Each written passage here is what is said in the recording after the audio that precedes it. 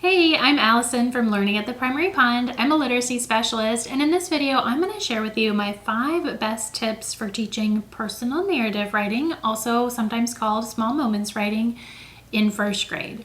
Small moments writing is one of my favorite types of writing to teach kiddos, and it's so much fun to see how their stories come together. These 5 tips are really going to make it easier for you and for them to be successful. If you haven't subscribed to my channel yet, make sure to hit the subscribe button and the bell to be notified every time I post a new video about teaching literacy in K2. My first tip is to help students come up with topic ideas by having them start with emotions. So not all kids will have had an experience like going on vacation or going to the zoo, but personal, narratives don't have to be fancy. Nearly every kid has had a time when they were sad or angry or excited or scared. So you can either specify an emotion or have them choose an emotion and then try to think of a time when they felt that way, and that can become their story no matter how small or, not too fancy that moment was. It could be a time when they got their first bike, or it could be a time when they were playing with their brother and their brother made them mad. It could literally be anything. Now, if you want your kids to come up with multiple topic ideas, which is a really good idea when you're starting the unit so that they then have different topics to pull from, you could have them do some sort of web. So the web could be one of two things. It could be like where they pick one emotion and then in different parts of the web, they will write or draw a picture like, okay, well, I was happy on the first day of school, right? Or I was happy when I had my birthday party. So they could have one seed emotion and multiple stories could come from that. Or what you could do is you could have each little bubble on the web be a different emotion. So you could have, as another alternative, you could have, okay, when's the time when you were happy? When's the time when you were sad? When's the time when you were excited? When's the time when you were scared, right? And so they either draw or write in that web to plan different topic ideas. So that's something that you could do toward the beginning of the unit. And then if you have them keep this piece of paper, they would each make one in their folders. Then every time they need to start a new personal narrative story, they just go to that paper, grab a new idea, and they're good to go. So that is a great way to help kids come up with topic ideas. And then tip number 2 also has to do with the graphic organizer as well. But this graphic organizer is for planning one specific story. So you'll see it's very simple, beginning, middle, end. Kids are going to draw a picture or they are going to write some words to plan their story. And what I like to do is actually have them work with a partner to say, okay, this is what happened in the beginning, this is what happened in the middle, and this is what happened at the end. And so they talk to a partner and then they draw or write. So tip number 2 is have them use a beginning, middle, end graphic organizer to plan their story.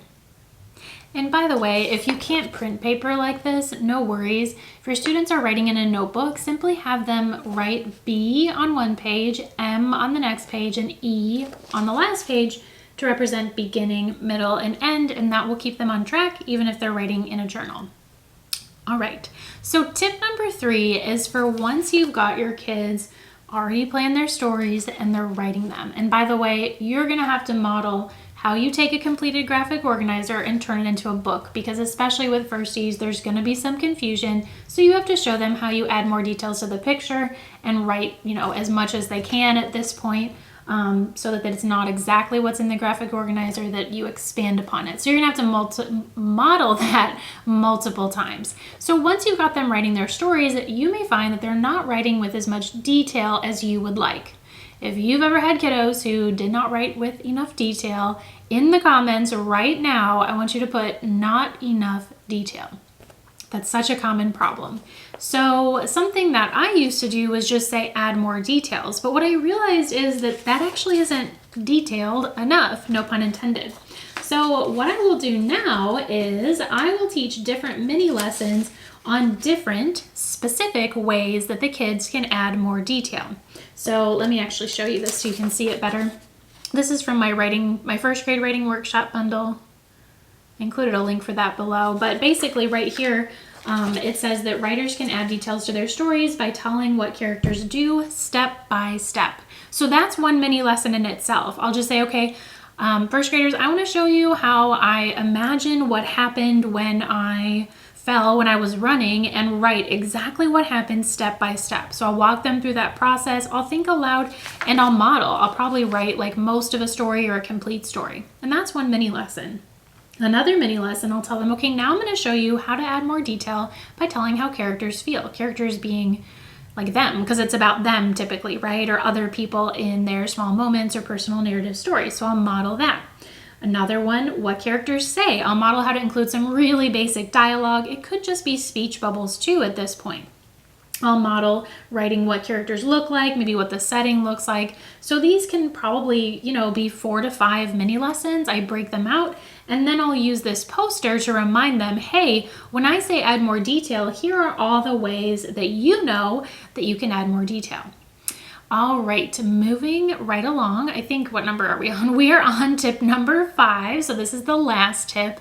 My last tip is just have the kids read their finished work aloud to a partner. Having them read it aloud will help them to notice their mistakes. It also gives them a real audience, and then their partner can give them a little bit of feedback and give them some tips for polishing their story. And if you're going to have them publish their story, you may also want to have a one-on-one editing conversation with them, so you can give them that little extra support so that they can get their stories published for sharing in the classroom library, to parents, to another class in the school, however you want to have them publish.